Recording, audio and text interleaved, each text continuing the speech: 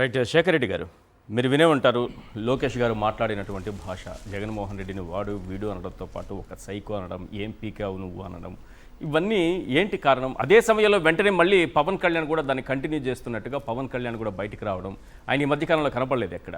ఇప్పటికిప్పుడు వచ్చి మళ్ళీ ఏదో ఒక ప్రపంచాన్ని తానే ఆలోచించుకుంటూ మీ చేతుల్లో గీతలు చెరిపేస్తా, మీ రోమాలు తీసేస్తా, మా వాళ్ళు అవన్నీ వేయలేదు, ఆ బైట్స్ అన్నీ వినిపించాలి, అసహ్యంగా ఉన్నాయి, రోమాలు కూడా తీసేస్తారు, వెంట్రుకలు కూడా లేకుండా చేస్తారు, అన్నీ పీకేస్తానని అంటున్నారు. ఏంటి సార్? మా రోమాలు మేము పీక్కోలేము, ఆయన వచ్చి పీకాలా సార్? నేను స్ట్రైట్గా అడుగుతున్నాను సార్. మా రోమాలు మేము పీక్కోగలం, మాకు చేతులు ఉన్నాయి. దయచేసి అంత గట్టిగా ఆయన చెప్తున్నారు, అంత వార్నింగ్ ఇస్తున్నారు. దయచేసి పవన్ కళ్యాణ్ గారికి రిక్వెస్ట్ చేసుకుంటున్నా, అయ్యా మీరు దయచేసి స్క్రిప్ట్ రైటర్ని మార్చుకోండి అయ్యా. మా డీసీఎం గారిని ఆయన తిట్టుకోవడం మాకు నచ్చట్లేదు సార్. అదేంటది? ఆయన తిట్టుకోవడం, ఆ భాష మా రామాలు మాకు పీక్కోవడం చేతు, మా చేతి గీతలాగా ఇద్దాం అంటాడు. ఏం మాట్లాడాలి సార్? దయచేసి నేను డిస్క్లైమర్ ఉంటుంది, నేను మాట్లాడకూడదు, యూట్యూబ్ ఛానల్ ఏంటి వేరే రకంగా మాట్లాడేవాడిని. సో ఒక పార్టీ మళ్ళీ మీడియా ప్యానల్ నుంచి ఉన్నాను కాబట్టి కొంచెం నాకు భాషా సంస్కారం అవసరం. కాకపోతే నారా లోకేష్ గారు, మా దిష్టి చుక్క మంత్రి గారు, దయచేసి ఆ స్క్రిప్ట్ రైటర్ని ఏమన్నా మార్చుకోమని చెబుతున్నానండి. లేకపోతే నవ్వులు పాలవుతారు. అంటే ఆయన దిష్టి గురించి మాట్లాడుతూ ఉంటారు కదా సార్, అందుకని మేము ప్రేమగా పిలుచుకుంటాం సార్ ఆయన్ని. సో నేను అడుగుతున్నాను సార్, పవన్ కళ్యాణ్ అనే ఒక వ్యక్తి అస్తిత్వం కోసం పోరాటం చేస్తున్నాడు సార్ ఈరోజు. ఆయనకేంటి అస్తిత్వం ఏంటంటే సార్, ఆయన్ని కులభావన తెచ్చుకోండి, నాకు ఓట్లు వేయండి అని మాట్లాడినటువంటి ఏకైక రాజకీయ నాయకుడు ఆయన సార్. ఆంధ్రప్రదేశ్లో కులభావన తెచ్చుకున్నారు, కులం మొత్తం పోలరైజ్ అయింది, ఓట్లు వేశారు సార్. ఈరోజు ఆ కులానికి జగన్మోహన్ రెడ్డి గారు ఇస్తున్నటువంటి కాపు నేస్తం ఎగ్గొట్టారు సార్. ఈయనకైతే పీపీపీ విధానంలో అన్ని అందుతున్నాయి సార్, పవర్ అందుతుంది, ప్రోటోకాల్ అందుతుంది, అదేవిధంగా ప్యాకేజ్ అందుతుంది సార్. కానీ ఈయన కులభావన తెచ్చుకుని ఓట్లు వేసినటువంటి కాపులకు మాత్రం ఏమీ లేదు సార్. జగన్మోహన్ రెడ్డి గారు 24,000 కోట్ల రూపాయలు కాపులకు సంక్షేమానికి ఖర్చు పెడితే ఈరోజు గుండు సున్నా. సో ఆ కాపులు మొత్తం ఆగ్రహంగా ఉన్నారు సార్. సో దాన్ని డైవర్షన్ చేయాలి. సో మళ్ళీ నా మీద దాడి చేస్తున్నారు వైఎస్ఆర్ కాంగ్రెస్ పార్టీ వాళ్ళని చూపించుకోవాలి సార్. సో అస్తిత్వం సార్, వైఎస్ఆర్ కాంగ్రెస్ పార్టీని తిడితేనే మీడియాలో చూపిస్తారు అస్తిత్వం సార్. సార్ వైఎస్ఆర్ కాంగ్రెస్ పార్టీని, వైఎస్ఆర్ కాంగ్రెస్ పార్టీ నాయకుల్ని తిడితేనే ఒక సెక్షన్ ఆఫ్ మీడియాలో ఆయనకి అటెన్షన్ ఉంటుంది, లేకపోతే ఉండదు. ఈ మధ్య ఆయన ఎక్కడ మీడియాలో కూడా కనపడలేదు. చూడండి, అతను వైఎస్ఆర్ కాంగ్రెస్ పార్టీని దూషిస్తేనే, జగన్మోహన్ రెడ్డి గారిని దూషిస్తేనే అతను వేరే మీడియాలో కనిపిస్తారు, లేకపోతే అస్తిత్వం కోసం పోరాటం సార్. ఆయన పీకేది, ఆయన కీళ్ళు కాళ్ళు ఎరగొట్టేది ఆయన్ని మమ్మల్ని కాదు, ముందు 500 మందికి నియోజకవర్గానికి ఫైండ్ అవుట్ చేసి 10 లక్షల రూపాయలు ఇస్తాను ఓట్లు వేయించుకున్నావు కదా, అక్కడ పీకు. సుగాలి ప్రీతి అంశంలో ఏదైతే అన్యాయం చేసిన వాళ్ళ మక్కెలు ఎరగొట్టు Pawan Kalyan. Seize the ship అన్నావు, రేషన్ మాఫియా, రేషన్ దందా ఆపేది ఉందా? నేను చూపిస్తాను సార్ ఈనాడే. రెచ్చిపోతున్న రేషన్ మాఫియా, రేషన్ దందా 1.5 కోటి, రేషన్ దందా ఆపేది ఉందా? అయ్యో Ramachandra. Caption sir, Guntur via Kakinada. So ఇట్లా నువ్వేమో సీజ్ ద షిప్ అన్నావు, గ్లాసులు పెట్టుకున్నావు, పోయావు హ్యాపీగా, సీజ్ ద షిప్ అన్నావు, సీజు పోయింది, షిప్ పోయింది, వాళ్ళని నీ మక్కలు ఎరగదీశారు. సో ఇప్పుడేమో రేషన్ దందా రాష్ట్ర వ్యాప్తంగా విచ్చలవిడిగా నడుస్తూ ఉంది. వీళ్ళ మక్కలు ఎప్పుడు ఎరగొడతావు పవన్ కళ్యాణ్? వీళ్ళకి ఎప్పుడు యోగి ఆదిత్యనాథ్ ట్రీట్మెంట్ ఇస్తావు? స్ట్రైట్గా అడుగుతున్నా, మాకు కాదు, ముందు వీళ్ళకి. రాష్ట్రాన్ని విధ్వంసం చేస్తుంది వీళ్ళు, రాష్ట్రాన్ని విచ్చలవిడిగా దోపిడీ చేస్తుంది వీళ్ళు. ఇక ఎమ్మెల్యే సారు తగ్గాలి, మీకు చాలాసార్లు చూపించాను సార్. అవును, వీళ్ళకి కదా యోగి ఆదిత్యనాథ్ ట్రీట్మెంట్ ఇవ్వాలి.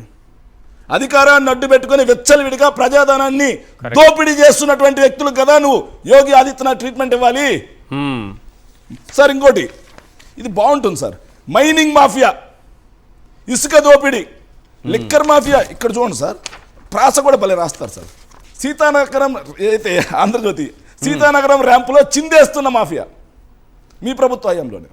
ఈ విధంగా ఇసుక, అదేవిధంగా ఒకవైపు రేషన్, వెచ్చలవిడిగా ఎమ్మెల్యేలు మీ పార్టీ నాయకులే దగ్గరుండి దోపిడీ చేస్తుంటే వాళ్ళ తోలు కదా తీయాలి, వాళ్ళ తాట కదా తీయాలి, వాళ్ళ కీళ్ళు కదా ఎరగొట్టాలి, వాళ్ళని కదా పీకాలి. పేకావు రాష్ట్రంలో సార్. ఈయన అధికారంలోకి వచ్చి రాకముందు ఆడబిడ్డల వైపు చూస్తే గుడ్లు పీకేస్తా అన్నాడు సార్. అవును. సో ఈయన అధికారంలోకి వచ్చిన తర్వాత 30,000 మంది మహిళల మిస్సింగ్ సంగతి గాలి కుదిలేండి సార్. సార్ అది ఎట్లాగో అబద్ధం అని చెప్పేసి అర్థమైపోయింది, దాని గురించి ఆయన మాట్లాడు. ఈయన అధికారంలోకి వచ్చిన తర్వాత ఎంతమంది పసిబిడ్డలని, పసికందుల ప్రాణాలని అత్యాచారాలు చేసి చిరిమేశారు అనేది మీకు తెలియదా సార్? నిజంగా ఎన్నిసార్లు మనం డిస్కస్ చేశాం. దాని మీద ఏ రోజైనా పవన్ కళ్యాణ్ ప్రశ్నించాడా? ఎవరి తాటైనా తీశాడా? ఎవరి తోలైనా తీశాడా? ఎవరి మక్కలైనా ఎరగొట్టాడా? ఆఖరికి నీ పార్టీ ఆఫీస్కి కోతవేడి దూరం మంగళగిరి, ముఖ్యమంత్రి ఆడే ఉంటాడు, లోకేష్ ఆడే ఉంటాడు, డీజీపీ ఆడే ఉంటాడు, దిష్టి చొక్క మంత్రి ఆడే ఉంటాడు. కానీ ఈరోజు వార్త చూశాను సార్, 14 ఏళ్ల బాలికని సామూహిక అత్యాచారం చేస్తారు మంగళగిరిలో. మరి ఆడ కదా పీకాల్సింది పవన్ కళ్యాణ్, వాళ్ళ మక్కిలు కదా ఇరగొట్టాల్సింది పవన్ కళ్యాణ్, విరగొట్టాడు సార్. సరే ఆయన పర్ఫార్మెన్స్, ఆయన శాఖలో అయినా పీకుతున్నాడా సరిగ్గా అంటే ఉపాధికి షాక్. 18 లక్షల మంది ఉపాధి హామీ కూలీలను పీకేశారు సార్, జాబ్ కార్డ్స్ పీకేశారు సార్. సరే ఇక చూసుకుంటే ఉపాధి హామీ పథకం కింద దాదాపుగా 3,000 కోట్ల రూపాయలు బిల్స్ పెండింగ్ ఉన్నాయి సార్. 1000 కోట్లు కేంద్రం ఇచ్చిన 1000 కోట్లు దారి మళ్లించి 3,000 కోట్ల రూపాయలు ఎంజీఎన్ఆర్జీఎస్ ఉపాధి హామీ బిల్లులు పెండింగ్. ఇది రాజ్యసభకు వచ్చిన నేను అబద్ధం చెప్పలా, పవన్ కళ్యాణ్ నీలాగా నోటికి వచ్చిన మాటలు మాట్లాడదు వైఎస్ఆర్ కాంగ్రెస్ పార్టీ. ఎవిడెన్స్, రాజ్యసభకు వచ్చినవారు 3,000 కోట్లు. జల్ జీవన్ మిషన్ ద్వారా ఆయన 10,000 కోట్ల రూపాయలు అప్పు తెచ్చారు. మరి ఆర్డబ్ల్యూఎస్ కింద రూరల్ వాటర్ స్కీమ్ కింద 1400 యూనిట్లు ఉంటే 25,000 మందికి 7 నెలల నుంచి జీతాలు లేవు, 300 కోట్ల రూపాయలు పెండింగ్. మరి నీ శాఖలో నువ్వేం పీకట్లేదు ఎందుకని? నీ శాఖని గాలికి వదిలేసి వచ్చి మమ్మల్ని బీకుతావా? నీకు అధికారం వచ్చింది ప్రజలకు సేవ చేయమనా, మమ్మల్ని పీకమనా? నీకు అధికారం ఇచ్చింది ప్రజలకి ఇలాంటి సమస్యలు లేకుండా చూడమనా, లేకపోతే మా మక్కలు ఎరగొట్టమనా? What is this Pawan Kalyan? గీత నువ్వు దాడతావు ప్రతిసారి. అధికారంలో ఉన్న నువ్వు ప్రతిపక్షంలో ఉన్నప్పుడు ప్రశ్నేషనే ఆయనే, అవును, అధికారంలో ఉన్నప్పుడు ప్రశ్నేషనే.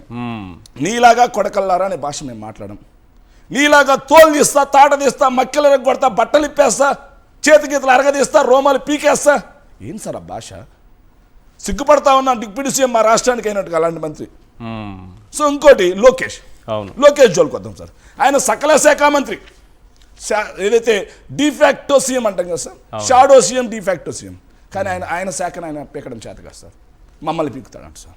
రెడ్ బుక్ అనే ఒక పిచ్చి కుక్కను వదిలిపెట్టి రాష్ట్రంలో అశాంతి రేపారు సార్. పచ్చటి రాష్ట్రం బగ్గుమంది ఈరోజు జంగిల్ రాజుగా మారిపోయింది.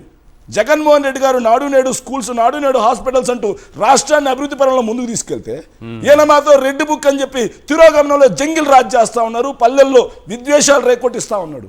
భయం వేస్తూ ఉంది ఈరోజు రాజకీయాలు చేసే వాళ్ళందరికీ అధికారాలు మారితే పరిస్థితి ఏంటండి? దానికి కారణం కేవలం లోకేష్ అనే ఒక మూర్ఖుడు. ఆయనకి ఆయన నేర్చుకున్నాడు సార్. దయచేసి ఆ ట్యాగ్ లైన్ ఆయన అనుకున్నాడు, నేను మూర్ఖుడు ఆయన చెప్పాడు కాబట్టి ఆయన మాట నేను అంటున్నాను సార్. సో ఆయన శాఖే మాట్లాడదాం సార్.